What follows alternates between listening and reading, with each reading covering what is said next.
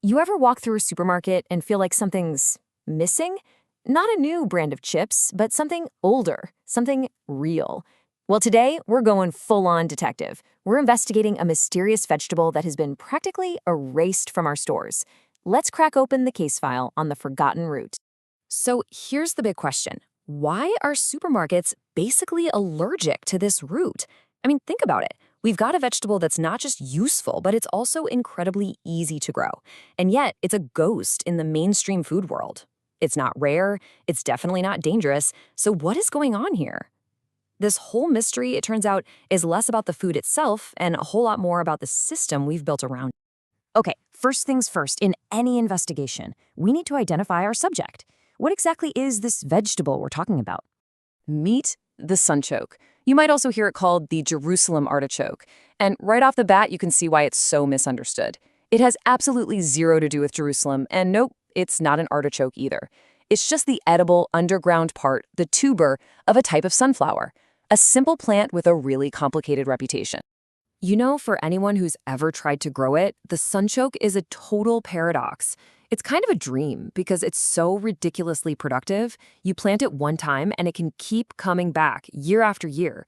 But it can also be a nightmare. It spreads like crazy and can completely take over your garden if you're not careful. It's both a blessing and a beast. All right, that brings us to suspect number one in our case, the entire modern food logistics system. So why would a system that's literally designed to get us food end up rejecting this particular food? And here it is. This is the absolute heart of the matter. Our giant industrial food system, well, it's not really about food in the way you and I think about it. It's not about nutrition or flavor first. The number one thing, the value that trumps everything else, is predictability, uniformity, control, efficiency. That is the name of the game. And right here, you can see the conflict in black and white. The system needs smooth, identical shapes that are easy to wash, pack, and stack. Sunchokes? They're knobby, irregular, a pain to clean. The system demands a long, perfectly stable shelf life. The sunchoke? Its storage can be unpredictable. Every single thing about its nature just fights against the machine's relentless need for speed and control. And that's the verdict. Right there. It's not some grand conspiracy. It's just cold, hard logistics. The sunchoke, with all its bumps and its wild personality, just gums up the works. It slows down the conveyor belt, and in the world of mass market retail, if you slow down the machine, you lose. Game over. You just disappear from the shelves.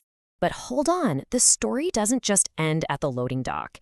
There's another huge piece to this puzzle, a really surprising clue that we're not going to find in the system, but believe it or not, inside our own bodies. Okay, let's just be real for a second. A lot of people who try sunchokes, they have one major, and I mean major, complaint.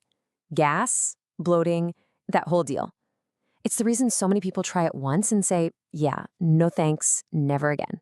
It's kind of become the plant's most infamous feature. But what if we've been looking at this completely backward? What if that uncomfortable side effect isn't actually a sign that the food is bad for us? What if it's a sign that something incredibly important is happening inside? The secret ingredient here is something called inulin, and sunchokes are absolutely loaded with it. Now, inulin is not your typical carb. It's what's known as a prebiotic fiber. What that means is we don't really digest it. Instead, it makes this long journey all the way through our system to become a feast for the trillions of good bacteria living in our gut. So when you eat it, you're not just feeding you, you're feeding your entire internal ecosystem. So let's break down what's really going on. You eat the sunchoke, which is full of inulin, and especially if your gut isn't used to it, you're basically dropping a 5-star banquet on your microbiome. Those bacteria go nuts. They throw a huge party, they ferment all that inulin, and, yep, they produced gas as a byproduct. So that reaction, it's not a flaw in the food. It's a sign of life. It's your gut microbiome waking up and getting to work. So, we've got the logistical problems, we've got the biological surprise. But to really close the case on this forgotten root, we have to dig up one final clue.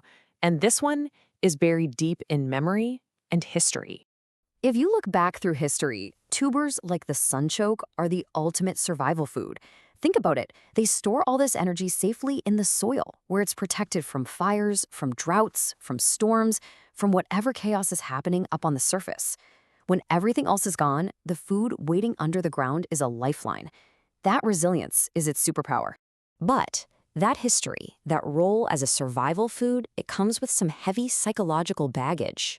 See, foods that get tied up with hardship, with war, with poverty, they can get rejected by entire generations. People aren't rejecting the food itself. They're rejecting the painful memories of a time when that was all they had to eat. And that is exactly how a food just vanishes from a culture. Nobody has to outlaw it. The industrial system just has to quietly ignore it because it's messy and hard to control. And at the same time, society starts to associate it with the tough times. It's forgotten not because of a ban, but just through simple, quiet neglect. Okay, this brings us to the final act.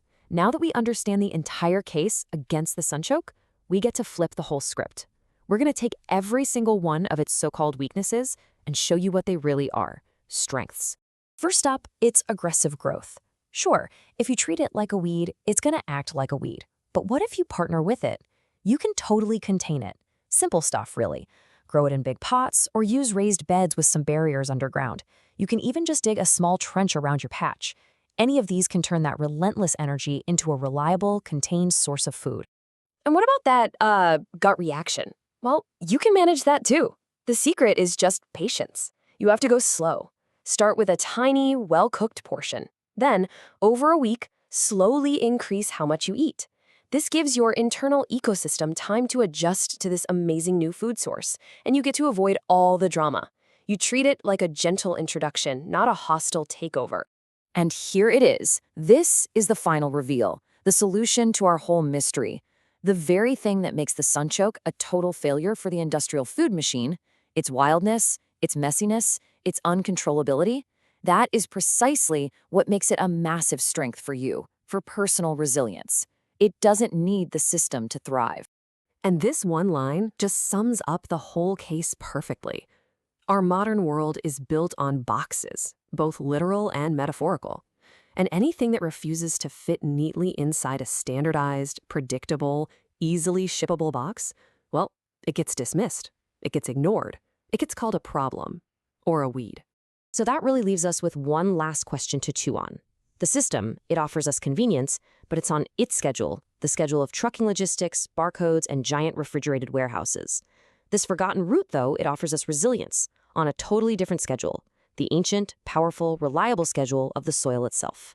And in a world that feels more and more uncertain, deciding which schedule you want to rely on, well, that seems like something worth thinking about.